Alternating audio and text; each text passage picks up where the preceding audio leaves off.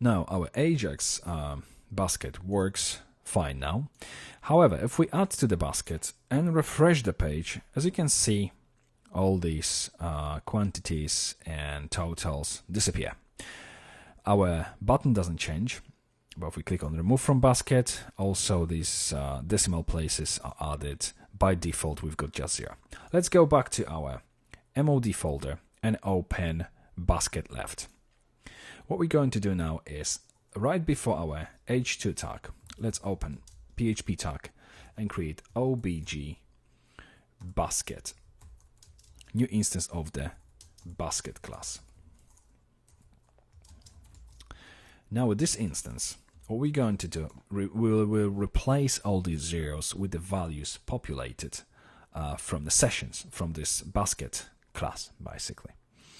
So rather than displaying a 0, we're going to echo our object basket underscore number of items.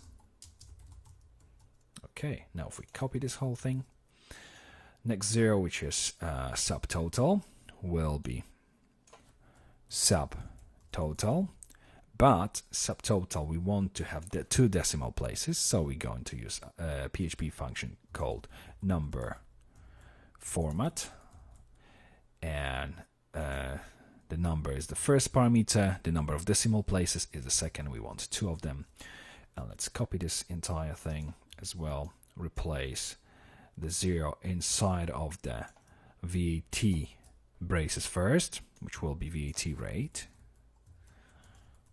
The same thing we want. Actually, for VAT we don't necessarily need to format this, because if it's just 17% or 15%, it doesn't have to have any decimal places, so that's fine. But for the VAT rate, we will, and that will be underscore VAT property. Then we have total, so just remove this sub with underscore, and that's everything here. That should display our quantities and totals correctly. So if I refresh everything, as you can see, VAT rate has updated, numbers came to 0. Now if I add to basket, item to basket, if I refresh the page, they all stay here, so everything works the way it should. So if we remove everything and refresh, everything is at 0. Okay, so let's move to the next chapter.